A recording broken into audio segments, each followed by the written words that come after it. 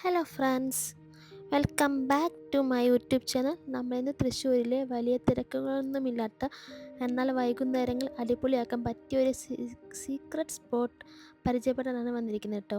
അധികം ആളുകൾക്കൊന്നും ഇതിനെക്കുറിച്ച് അറിയില്ല എന്ന് തോന്നുന്നുണ്ട്. തൃശ്ശൂർക്കാരുടെ സ്വന്തം മുനിയാട്ടുകുന്ന് കേട്ടിട്ടുണ്ടോ? ആരെങ്കിലും കേട്ടിട്ടുണ്ടെങ്കിൽ തന്നെ കമൻറ്റ് ബോക്സിൽ നിന്ന് കമൻറ്റ് ചെയ്യണേ. ഇല്ലെങ്കിൽ ഒട്ടും വൈകണേ, നമുക്ക് അങ്ങോട്ട് പോയി നോക്കിയാലോ. തൃശ്ശൂർ ടൗണിൽ നിന്ന് ഏകദേശം 20-22 കിലോമീറ്റർ മാറിയാണ് കേട്ടോ ഈ മുനിയാട്ടുകുന്നുള്ളത്.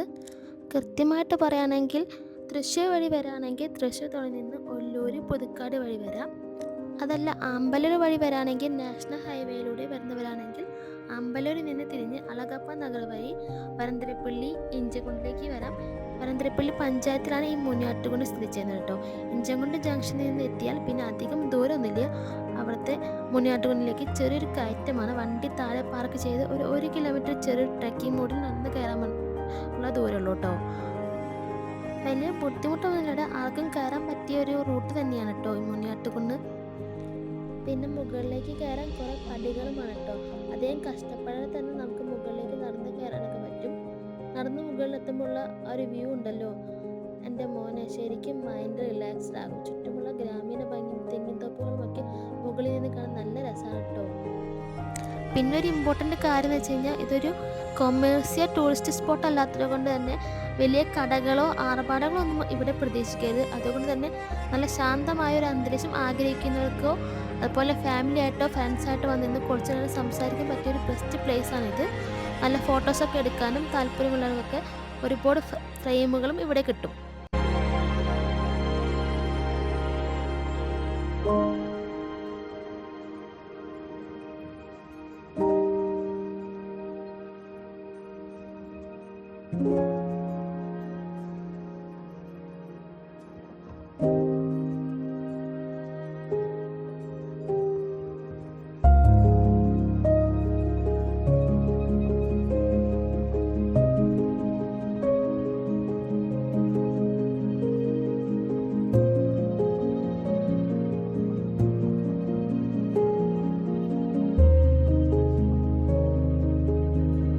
ഇങ്ങോട്ട് വരാൻ പ്ലാൻ ചെയ്യുകയാണെങ്കിൽ ഏറ്റവും ബെസ്റ്റ് ടൈം വൈകുന്നേരമാണ് കേട്ടോ.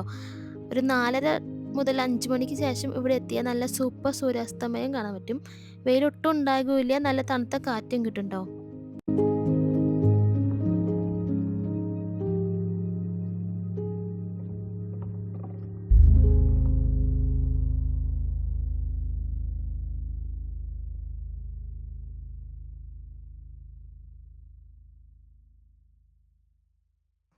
പിന്നെ നമ്മൾ നേരെ അങ്ങോട്ട് മുകളിലോട്ട് കയറുമ്പോൾ കണ്ണെത്താ ദൂരത്തോളം ഒരു പച്ചപ്പ് നിറഞ്ഞ മലനിരകളും താഴെയുള്ള താഴ്വാരകളും കാണാം.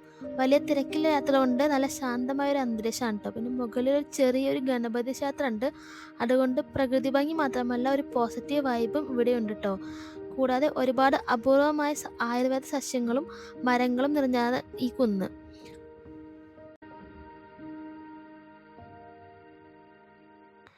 ഇനി നമ്മൾ ഈ വ്ളോഗിൻ്റെ ഏറ്റവും പ്രധാനപ്പെട്ട ഒരു ഭാഗമുണ്ട്. ആ ഭാഗം എന്ന് പറഞ്ഞു കഴിഞ്ഞാൽ നമ്മൾ ഈ കാണുന്ന പാറക്കെട്ടുകളുടെ ഇടയിൽ കുറച്ച് വിചിത്രമായ കല്ലുകൊണ്ടുള്ള ഒരു കൂടാരം കാണാം. ഇതിനെ നാട്ടുകാരെ ഒരു മുനിയറകൾ എന്ന് വിളിക്കും. അതിനൊരു സ്റ്റോറി ഒക്കെ ഉണ്ട് കേട്ടോ. പണ്ട് കാലത്ത് മുനിമാരെ തപസ് ചെയ്ത സ്ഥലങ്ങളാണെന്നൊക്കെയാണ് പറയപ്പെടുന്നത് കേട്ടോ.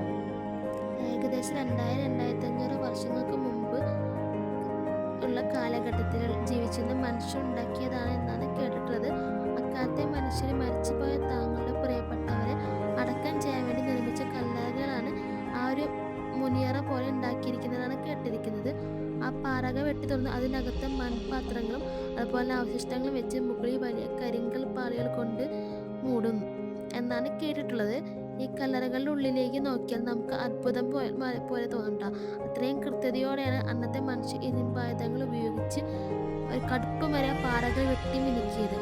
ചില ഗുഹകളിൽ കല്ലിൽ കൊത്തിയെടുത്ത ഇരിപ്പിടങ്ങൾ വരെ കാണാം.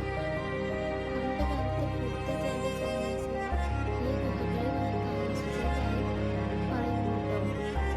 പിന്നെ ഞാൻ ഈ പറയുന്ന സ്റ്റോറിയൊക്കെ ഗൂഗിളിൽ നോക്കിയിട്ട് സെർച്ച് ചെയ്ത് പറയുന്നതാണ്. കൂടുതലായിട്ട് അറിയുന്നുണ്ടെങ്കിൽ കമൻറ്റ് ബോക്സിൽ പറയണേ.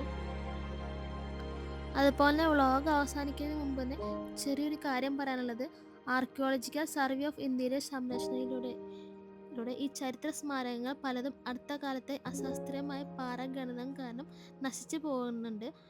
അപ്പോൾ നമ്മൾ പോകുമ്പോൾ ഇത്തരം ചരിത്ര ശേഷിപ്പുകൾ കേടുപാടുകൾ വരുത്താതെ സൂക്ഷിക്കണം കേട്ടോ. അപ്പോൾ ഒരു വീക്കെൻഡ് അധികം ആരും അറിയാത്ത ഹിഡൻ സ്പോട്ട് കാണണം, നല്ല അടിപൊളി വ്യൂസ് ആസ്വദിക്കണം, ഒപ്പം കുറച്ച് ചരിത്രവും അറിയണമെന്നുണ്ടെങ്കിൽ ധൈര്യമായി ഇഞ്ചം കൊണ്ട് മുന്നോട്ടുകൊണ്ടിലേക്ക് പോക്കോട്ടോ. ഈ വ്ളോഗ് നിങ്ങൾക്ക് ഇഷ്ടപ്പെട്ടു എന്ന് വിചാരിക്കുന്നു. അടുത്തൊരു കിടിലൻ ഡെസ്റ്റിനേഷനുമായി വീണ്ടും കാണാം. അപ്പോൾ തൃശ്ശൂരിലൂടെ പോകുമ്പോൾ വലിയ ബഹളങ്ങളിൽ നിന്നൊക്കെ മാറി ജസ്റ്റ് ഒന്ന് റിലാക്സ് ചെയ്യണമെന്ന് തോന്നിയാൽ തീർച്ചയായും മുന്നോട്ട് കൊണ്ടൊന്ന് സന്ദർശിച്ച് നോക്കൂ. ഈ കുഞ്ഞു വീഡിയോ നിങ്ങൾക്ക് ഇഷ്ടപ്പെട്ടു എന്ന് വിചാരിക്കുന്നു. അടുത്തൊരു അടിപൊളി ട്രാവൽ വ്ളോഗുമായി വീണ്ടും കാണാം. ബൈ. വീഡിയോ ഇഷ്ടപ്പെട്ട ലൈക്ക് ചെയ്യാനും ഷെയർ ചെയ്യാനും സബ്സ്ക്രൈബ് ചെയ്യാനും മറക്കല്ലേ.